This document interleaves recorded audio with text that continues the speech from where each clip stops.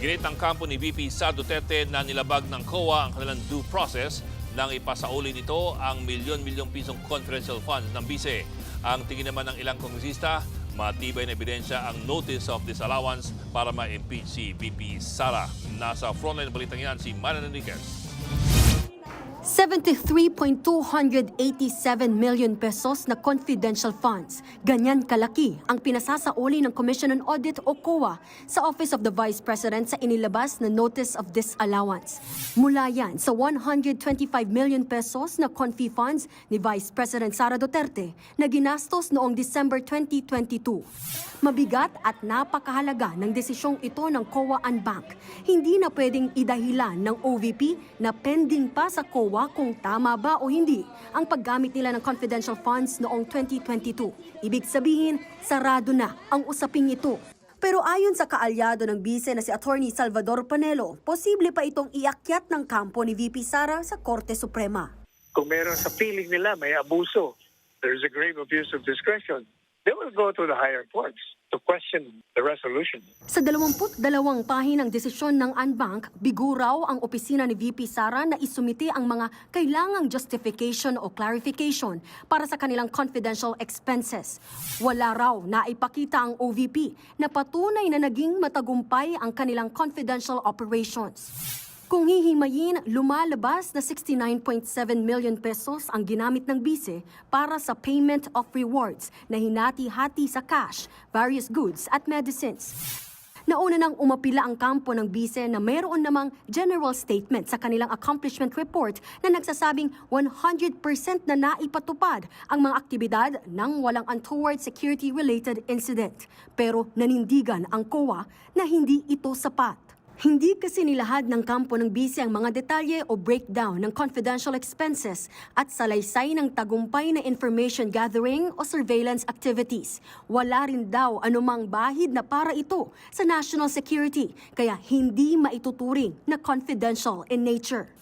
Kaya pati ang mga biniling mesa, upuan, desktop computers at printers na nagkakahalaga ng 3.5 million pesos dinis-allow din ng COA.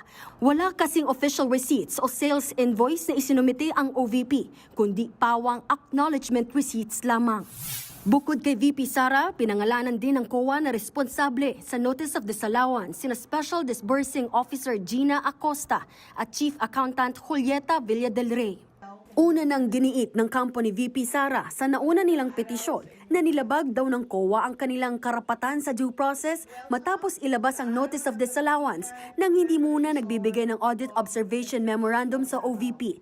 Pero itinanggihan ng COA at nilinaw na hindi naman daw ito kailangan para bigyan sila ng Notice of Disallowance. Depensa pa ng COA, nagbigay sila ng sapat na panahon para tumugon dito si VP Sara bago ito maging final.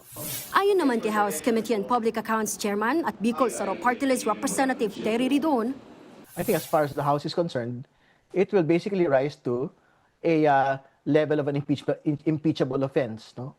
Particularly betrayal of public trust. No? naniniwala rin si House Committee on Good Government and Public Accountability Chairperson Joel Chua na kahit pa hindi isama ang testimonya ng dati umanong aide at bagman ni VP Sara na si Ramil Madriaga, tatayo pa rin daw ang impeachment complaints laban sa bise. Lalo't sa findings ng NBI, nakita nilang may pagkakapareho ng sulat kamay ang lumagda roon sa acknowledgement receipts na nakatanggap ng confi funds. Gayon din yung kawalan ng PSA records ng mga umano'y tumanggap nito. Kahapon, magbobotohan na kami. Ako personally, boboto ako for probable cause. Tungkol pa rin sa mga pangalang walang records, ayon kay dating COA Commissioner Heidi Mendoza, hindi ibig sabihin na kapag confidential funds ay confidential na rin ang pagkakakilanlan ng mga nakatanggap ng pera. Sa guidelines daw, bagamat pwedeng gumamit ng alias sa operations, kailangan pa rin daw banggitin ang mga totoong recipient sa journal record. The journal na andun yung listahan ng sino yung dapat yung tunay na pangalan. Kahit na alias yung ilalagay mo sa resibo, meron kang main document kung saan may listahan ka ng tunay na pangalan. Don't tell me ang pagharap mo sa Vice President mo, sasabihin mo, ma'am, ito po si Perry Guestato. Nagbabalita mula sa Frontline, Marian Enriquez, News 5. Mga kapatid, Ed Lingaw po, maging maalam at may pakialam sa mga napapanahong balita sa ating bansa. Para sa mas malilimang pagtalakay at paghimay sa mga issue at headlines, mag-follow at mag-subscribe sa social media pages ng News 5.